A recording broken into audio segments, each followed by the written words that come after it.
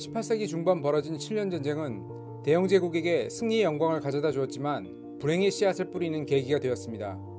전쟁의 승리로 북아메리카 최강자가 된 영국인들은 더는 자신들을 방해할 대상이 없다고 생각하게 되었습니다. 이런 영국의 오만은 식민지에 대한 차별이 강화되는 계기로 이어졌습니다. 전쟁 중 영국인들은 전쟁을 회피하며 식민지 사이에 단합이 잘 이루어지지 않는 식민지의 상황을 보며 이들이 단합해서 반란을 일으킬 가능성은 없을 것이라는 결론을 내렸습니다. 반면 식민지인들은 전쟁 중 자신들을 무시하며 군사주의권을 박탈하는 등 오만한 태도를 보인 본국의 군인들에게 큰 반감을 지니게 되었습니다. 일례로 버지니아 식민지 정부에 의해 대령으로 임명되었던 조지 워싱턴은 식민지 군인들에게는 대위 이상의 직위를 맡기지 않는다는 본국의 조치로 대위로 강등되는 굴욕을 맛봐야 했습니다. 한편 식민지인들은 본국의 판단대로 지역마다 서로 다른 종파를 따르고 잉글랜드 본토뿐만 아니라 아일랜드, 스코틀랜드, 독일계 등 너무나 다른 출신 성분을 지니고 있었습니다. 하지만 프랑스와의 전쟁을 치르는 과정에서 이들은 영국군이 생각 이상으로 무적이 아니라는 사실을 깨닫게 되었고 자신들이 본국으로부터 차별을 받는 식민지 백성에 불과하다는 일종의 자각을 하게 되었습니다. 영국 본국과 식민지와의 갈등은 7년 전쟁 직후부터 본격화되었습니다. 당시 영국이 프랑스로부터 빼앗은 오하이오 계곡 지역에 살고 있던 원주민들은 영국을 침략자로 여기고 있었습니다. 때문에 1763년 오타와 부족장인 폰티액이 자신의 세력을 규합하여 영국군 주둔지를 공격하는 중 새롭게 확보한 에팔란치아 산맥 서쪽은 안정되지 않은 불안한 지역이었습니다. 때문에 영국 정부는 1763년 포고령을 통해 식민지 주민들이 에팔란치아 산맥을 넘어오지 못하게 조치하였습니다. 이는 농사지을 땅을 찾아 몰려들던 많은 식민지인들이 큰 반발을 불러왔습니다. 우리가 피 흘려서 빼앗은 땅에 왜 들어가면 안 된다는 거지? 우리를 식민지 백성이라고 무시하는 건가?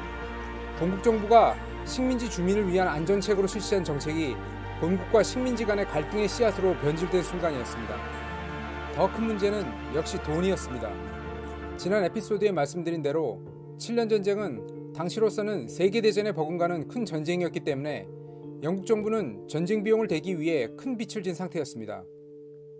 거기에 프랑스로부터 새롭게 획득한 지역에 군대를 배치하고 유지하기 위해서는 큰 비용이 추가될 수밖에 없었습니다.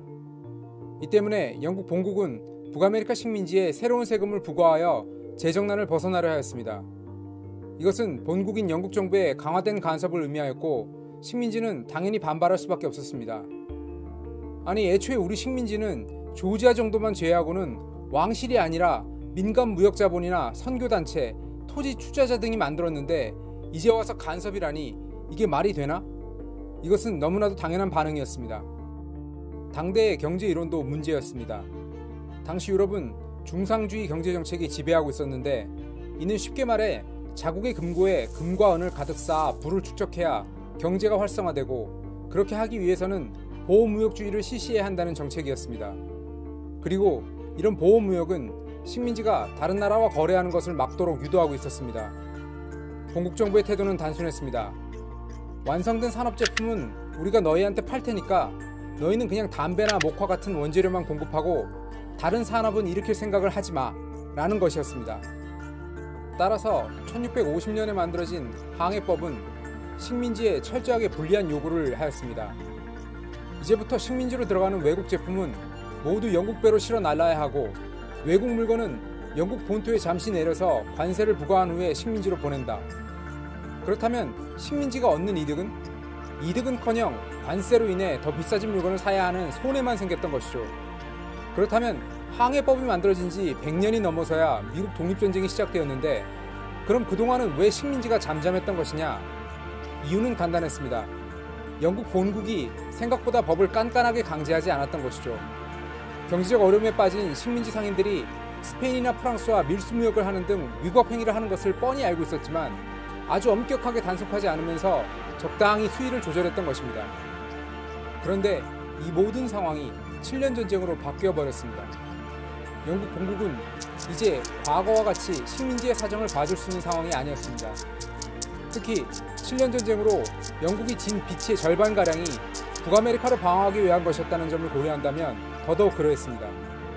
이에 따라 영국은 북아메리카 식민지에 기존 항해법을 강하게 강제하여 밀수를 금하였습니다. 1764년에는 사탕조례를 포고했습니다.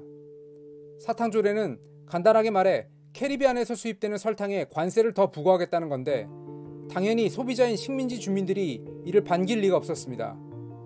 다음해인 1765년에는 서령조례라는 것을 반포하는데, 이는 영국군이 필요하다면 식민지 민가에 마음대로 들어가 식량을 징발하고 숙식을 해결할 수 있다는 굉장히 강압적인 법이었습니다. 영국 본국 입장에서는 우리가 큰 비용을 들여 너희들을 지켜주는데 우리 군인들 숙식은 필요하다면 너희가 제공해야 하는 것 아니야? 라는 것이었고, 식민지인들은 아니 군인이 사유재산인 가정집에 마음대로 들어와 잠을 자고 식량을 축낸다면 그게 깡패와 다를 것이 뭐지? 라는 것이었습니다. 그리고 같은 해인 1765년에 마침내 악명 높은 인지조례가 반포되었습니다. 이에 따르면 식민지인들은 모든 공문서와 상업문서에 세금을 냈다는 증거인 인지를 사다가 붙여야 했는데, 이는 그야말로 세금을 획기적으로 많이 거둘 수 있는 강력한 증세 정책이었습니다. 문제는 당시 영국 수상이었던 조지 그랜빌이 이 세법의 심각성을 그야말로 전혀 인지하지 못했다는 것이었습니다. 그도 그럴 것이 이미 영국 본토에는 같은 종류의 세법이 오랫동안 큰 반발 없이 존재했고, 이제 식민지 방어를 위해 추가 비용이 필요한 상황에서 그 비용을 당사자인 식민지 주민들이 내야 한다는 것이 이 법의 골자였기 때문에 그랜빌은 자신의 정책이 굉장히 합리적이라고 생각했습니다. 하지만 식민지 주민들은 식민지에 영국군이 필요하다고 생각하지 않았습니다. 아니, 프랑스군이 완전히 다 격퇴되었고 프랑스 편을 들던 인디언들도 폰티액 반란 이후에는 기세가 확 꺾였는데 왜 본국 군대를 주둔시키려고 하지? 이거 혹시 우리를 억압하려는 수작 아니야? 이것이 식민지 주민들의 정서였고, 결국 그 유명한 의회에 정치적 대변인이 없다면 과세도 없다는 말이 나오기 시작합니다.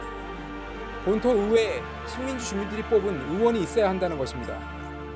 영국 본토 정치인들의 반응은 그야말로 쟤들 미친 것 아니었습니다. 전례가 없는 것을 요구하는 식민지 주민들의 정서에 그야말로 생각할 가치도 없는 주장이라고 생각했던 것입니다. 결국 이런 경제적인 문제에서 비롯된 감정적인 대립은 북아메리카 식민지의 기분을 크게 상하게 만들었습니다. 식민지인들은 아직 영국으로부터 독립을 추구하고자 하는 적극적인 의사는 없었지만 적어도 단체 행동을 통해 자신들의 의사를 전달해야 한다는 강력한 욕구를 보이기 시작합니다. 그리고 마침내 이런 식민지의 욕구를 대변했던 미국 독립의 아버지들과 함께 독립전쟁의 서막에 오르기 시작합니다. 이번 시간에 다루었던 내용은 미국 역사 중에서도 가장 인기 없는 부분 중에 하나였습니다. 하지만 모든 미국인이 알고 있는 가장 중요한 사건이기도 합니다.